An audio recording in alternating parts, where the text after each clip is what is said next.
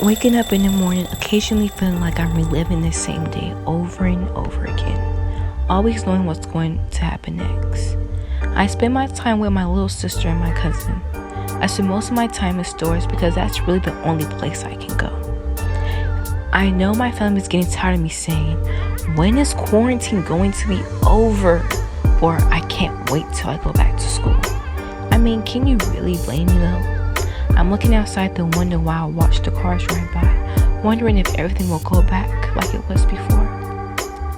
I miss being at school, with my friends, with my favorite teachers, hearing the bell ring and being mad that I had to go all the way to the office just to get a late pass. I just feel so bored that we are not able to do anything at all. It doesn't make it any better. We have police officers killing our black brothers and sisters. Feel scared that they're going to get shot, whether it's walking down the street, grocery shopping, or driving a car.